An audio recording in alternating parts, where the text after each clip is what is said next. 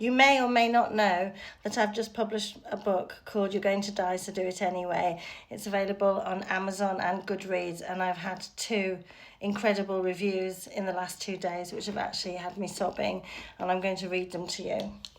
So the first one says, what happens when a woman stops asking for permission? In You're Going to Die, So Do It Anyway, Amanda Moss doesn't ease you into that question. She throws you into it, cigarette lit, suitcase half packed, middle finger in the air. It's not just a memoir, nor is it a self-help guide in disguise. It's a pressure valve, bursting open after decades of emotional containment, a verbal sprint across the ruins of marital complacency, cultural judgment and generational exhaustion. And yet, in all its volume and velocity, there's a tender, aching truth at its core. This is a book about the quiet bravery of choosing yourself when everyone told you not to. What stands out isn't just Moss's story, it's the unfiltered way she tells it. Her language is brash, her sentences swing like punches, and her analogies bite. But what might seem confrontational on the surface is in fact deeply intimate.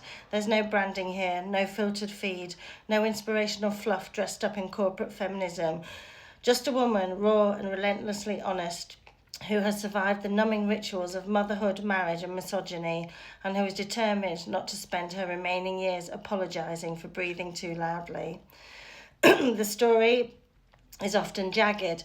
Chapters leap between emotional self-audits, vivid memories, hilarious takedowns of societal expectations, and anecdotes that will veer from hilarious to harrowing. You're laughing at one page, wincing the next. One moment she's recounting a petty supermarket encounter with wicked flair. The next she's unravelling childhood trauma with a flatness that hurts more than dramatics ever could. She doesn't romanticise healing. She drags it into daylight, dirt still on its face. What makes this book memorable is not that it offers solutions, but that it refuses to pretend any are easy. Moss talks of weight loss not as a trophy, but as evidence of discipline in a body finally treated with respect. She describes solo travel not as escapism, but as proof as reclamation. Her discussions about sex are electric and unfiltered, but beneath them lies a deeper narrative about boundaries, respect, and the politics of pleasure. This isn't a book about sleeping around, it's about waking up, and her choice to embrace celibacy later on is presented not as a prudish retreat, but as a purest form of self-direction. This is not a universally accessible book, nor does it try to be. It's abrasive, it's vulgar, it's emotionally charged. It's likely to make many readers uncomfortable, but for a very specific audience, women who have sat too long in silence, who have absorbed too much blame, who have shrunk themselves to survive, it might just be the first time in years that they've been seen. Moss isn't polite, but she's profoundly generous in how much of herself she lays bare, and that has its own grace. In the end, this book doesn't give you a grand finale. It gives you something better, the sense that the author, and perhaps you, are still unfinished, still becoming, still messy, magnificent, flawed, fierce, and worth it.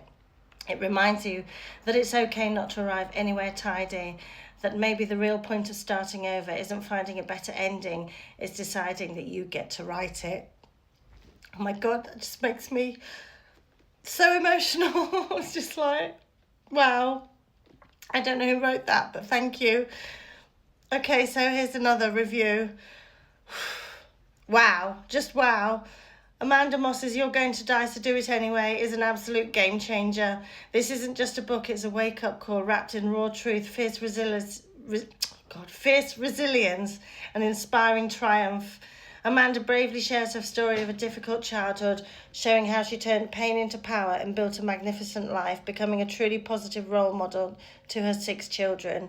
Despite all the odds and people trying to hold her back, she proves that you are the author of your own story and that can be magical wherever you started.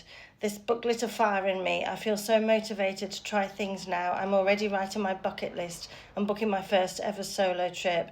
It's a perfect read for anybody feeling stuck, stagnated, or just plain bored with everyday routine. Amanda reminds us that life is short, precious, and meant to be lived fully. Bravo, Amanda. I'll be recommending this gem to everyone. So there we have it. I knew it was good. I was very proud of my writing, but I'm absolutely blown away by these 2 reviews, and thank you so much, and please buy my book.